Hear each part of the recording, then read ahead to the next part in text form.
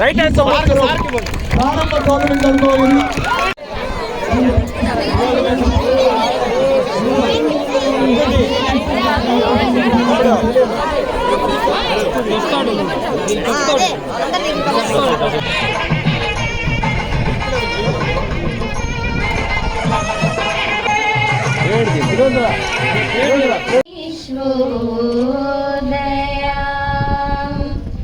जय तदागताप्त चोदया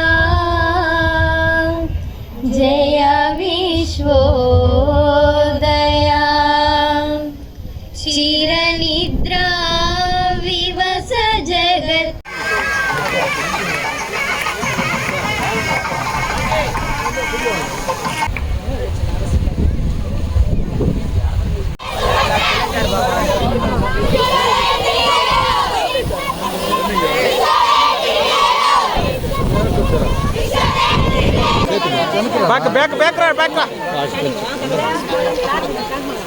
అలాగే నేను కూడా ఇదే కాలేజీలో 88 వరకు చదువుకొని ఇదే కాలేజీలో 92 నుంచి 93 వరకు 1 ఇయర్ పాటు లెక్చరర్గా పనిచేసి ఎక్కడ చదువు నేర్చుకున్నామో, ఎక్కడ జ్ఞానాన్ని పొందామో, ఎక్కడ అక్షరాభ్యాసం చేశామో, ఎక్కడ పరిపక్వత నేర్చుకున్నామో, ఎక్కడ మానసిక వికాసాన్ని పొందామో అక్కడికే ఈ రోజున అతిథిగా వచ్చేందుకు నాకు జన్మనిచ్చిన నా తల్లిదండ్రులకి సందర్భంగా కృతజ్ఞతగా తెలియజేస్తూ, నాకు అవకాశం కల్పించి నన్ను ఎమ్మెల్యేగా చేసిన మా పార్టీ అధినేత శ్రీ రాష్ట్ర ముఖ్యమంత్రి అయినటువంటి శ్రీ చంద్రబాబు నాయుడు గారి పాదాలకి వందనాలు చేస్తూ, ఈ కాలేజీ ఒక గొప్ప కాలేజీ. భారతదేశ చరిత్రలో జేబీ కాలేజీ అనంటే అందరి హృదయాల్లో పులకించేటువంటి కాలేజీ జేబీ కాలేజీ.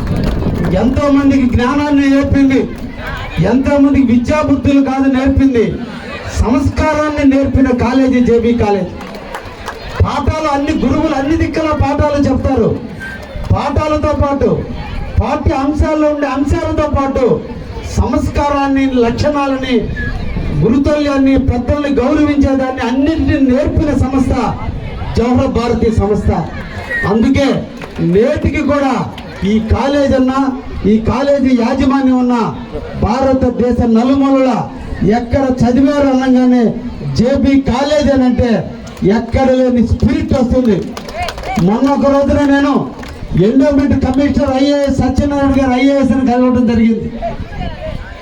కలిస్తే మీరు ఎక్కడ ఎడ్యుకేషన్ చేశారు అన్నప్పుడు కావల జవహర్ భారతి అన్నప్పుడు ఆయన ఈ కాలేజీ గురించి ఒక 10 నిమిషాలు లెక్చర్ ఇచ్చాడు. అది ఈ కాలేజీ యొక్క గొప్పతనం.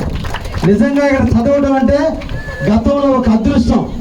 కొన్ని వేల మందికి విద్యాదానాన్ని చేసినటువంటి ఈ సంస్థలో ఈరోజు పిల్లలైన మీరందరూ కూడా ఇక్కడ ఆడటం అంటే, ఈ ప్రాంగణంలో నడియాడటం అంటే, ఈ ప్రాంగణంలో తిరగటం అంటే నిజంగా మీ పూర్వజన్మ సుకృతం.